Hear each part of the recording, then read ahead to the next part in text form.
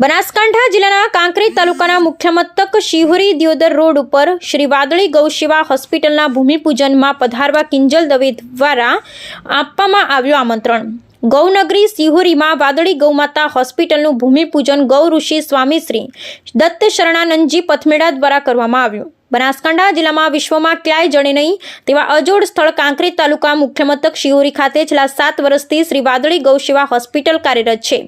ત્યારે હવે રાજકીય આગેવાનો અને ગૌપ્રેમીઓ સનાતન ધર્મના હરેક લોકોના સહયોગથી પથમેડા ગૌશાળાની પ્રેરણાથી સાથે સાથે સૌથી મોટી હોસ્પિટલનું ખાતમુહૂર્ત 15 જાન્યુઆરીના રોજ સંતો મહંતો ભક્તો અને 18 આલમના ગૌપ્રેમીઓ સનાતન ધર્મની માતા ગૌસેવા હોસ્પિટલમાં ઉપસ્થિત રહેવા માટે ગુજરાતની કોયલ લોક ગાયિકા કિંજલ દવે પોતે શિહોરી ખાતે થનારી શ્રી વાદળી ગૌસેવા હોસ્પિટલના ભૂમિપૂજન અંતર્ગત મુલાકાત લીધી હતી અને દરેક ધર્મપ્રેમીઓને પોતાનું યોગદાન આપી પુણ્યના કામમાં સહયોગ આપવા વિનંતી કરી છે ને હવે તારીખ 15/1/2025ના રોજ પથમેડા ગૌશાળાના સંતો મહંતો રાજકીય પક્ષોના નેતાઓ સાથે શ્રી વાદળી ગૌશાળા ટીમ શિહોરી વેપારી અને સર્વે ગ્રામજનો દ્વારા સુંદર રીતે આયોજન કરાયું છે।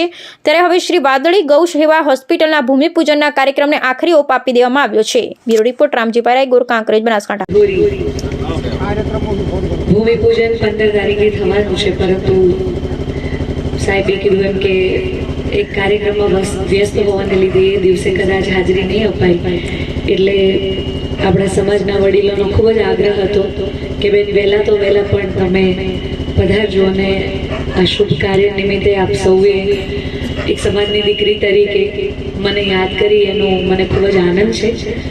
અને આ ગૌ હોસ્પિટલ આપણા શિહોરીની અંદર જે ચાલી રહી છે એમાં લગભગ વર્ષો પહેલાં એક કાર્યક્રમમાં મને બોલાવેલી, પણ ત્યારે એટલી બધી પબ્લિક આવી ગઈ હતી કે અહીંયા શિહોરીમાં મારા પપ્પાના ફઈનું ઘર છે, ત્યાં લગભગ રાત્રે 2-2:30 વાગ્યા સુધી હું બેસી રહી કે ભાઈ પબ્લિક ઓછી થાય અને હું કાર્યક્રમમાં જઉં, છતાં પણ પછી એ દિવસે હું કાર્યક્રમમાં હાજરી ના આપી શકી। પણ આપણે એવું કહેવાય છે કે જે થાય એ સારા માટે જ થતું હોય, એટલે એ દિવસે કદાચ આપણે સૌએ એવી કલ્પના પણ નહીં કરી હોય કે આ એક આટલી નાનકડી જે ગૌ હોસ્પિટલ ચાલી રહી છે એ આટલું મોટું સ્વરૂપ ભવિષ્યમાં ધારણ કરવાની છે।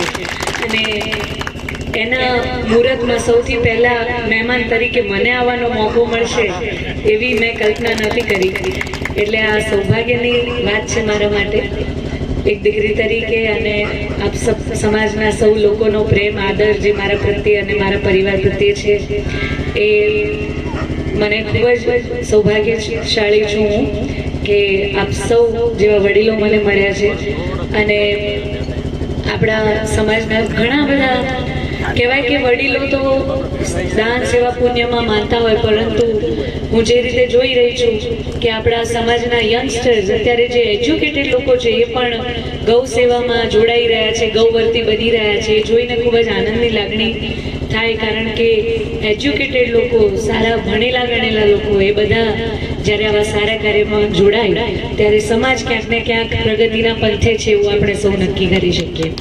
એટલે આ જોઈને ખૂબ જ આનંદની લાગણી થઈ રહી છે। આપણે સૌ આપણાથી બને, કોઈ કહેવાય કે કોઈ ધનથી સેવા કરે, કોઈ મનથી કરે, કોઈ તનથી કરે, એટલે એવું જરૂરી નથી કે આપણી જોડે પૈસા હોય તો જ આપણે સેવા કરી શકીએ।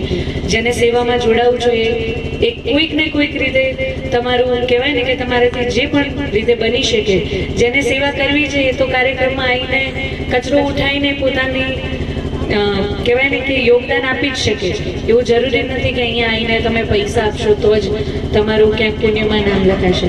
એટલે આપણે સૌ આપણાથી બનતી યથાશક્તિ આ એક, અને કળિયુગમાં એવું છે કે એક નામ જપ અને એક દાન, આ બે વસ્તુનું ખૂબ જ મહત્વ છે।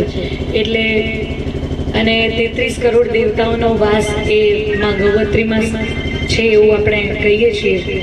અને ભગવાન કૃષ્ણએ પણ જેમની સેવા કરી હતી આપણને આવા કાળા। જય માતાજી, જય ગૌ માતા મિત્રો, હું કિંજલ દવે આજે એક સરસ જગ્યાએ એક સ્થાન પર ઊભી છું।